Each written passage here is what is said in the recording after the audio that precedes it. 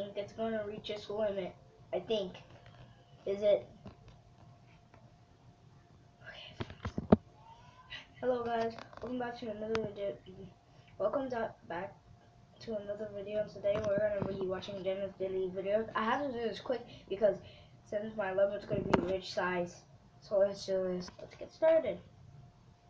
My name is Denis, and honestly, I'm a pretty normal guy.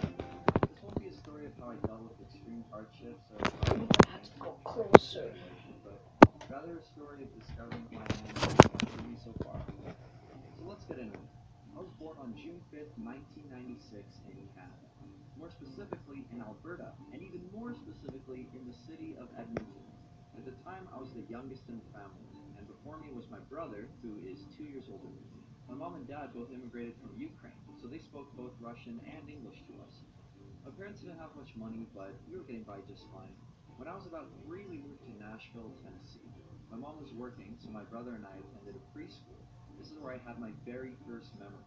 All I remember is me drawing all over the chalkboard with a red marker, and the teacher got really mad at me. The memory immediately ends at that point, which technically makes that one moment the start of my whole life.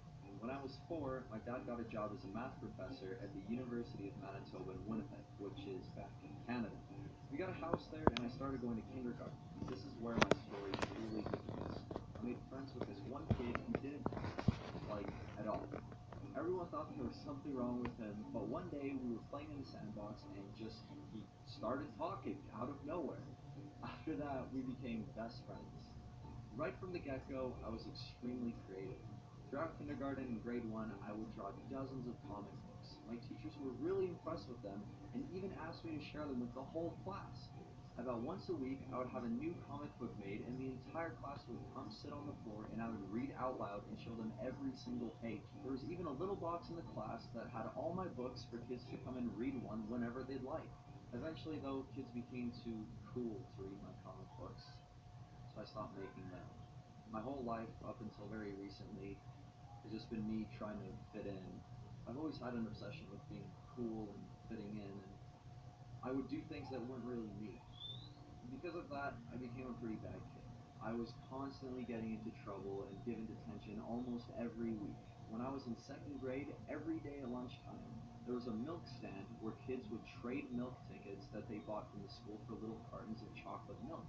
Me, being crafty and pretty good at drawing, made fake milk tickets and would give them to my friends so they could go get free milk using these little pieces of paper that I drew on to make it look like one of the real tickets. It worked for a while until someone told on me and I got detention for weeks. Around this time was when my brother and I discovered computer games. My dad used this really old Windows desktop computer, and he would let us play online mini games. For the most part, my brother would play and I would sit beside him and watch for hours. Some of my fondest memories are my brother and I sneaking up at like 4 in the morning just so we could go play more games together. I started developing a passion for video games, and pretty soon I was on the computer for hours a day.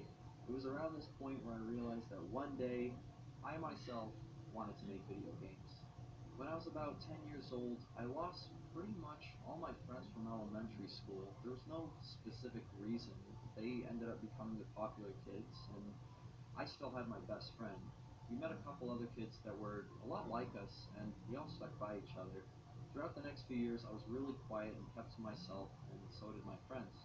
When we hung out, we would laugh and scream and make really weird noises, but when we were in public, we were pretty much the exact opposite. We were never really bullied or anything. We just kind of kept away from any sort of drama or attention. The only thing people did know me for, though, was my videos. And no, not my YouTube videos. I mean my video projects that we'd be assigned in class. If any teacher ever announced a video project would be coming up, kids would all be really excited to see what I put together. Some of my best memories from school were when kids would laugh and compliment me after watching my movies in class. Keep in mind, I was very quiet, so it was a pretty big deal for me to be getting this much attention. Then high school came. My parents insisted I went to a private school, which was really far away from the public school all my friends were going to. It really sucked at first, but it forced me to really step out of my comfort zone and meet new people. I didn't have anyone. It was one of the first times in my whole life I truly felt on my own.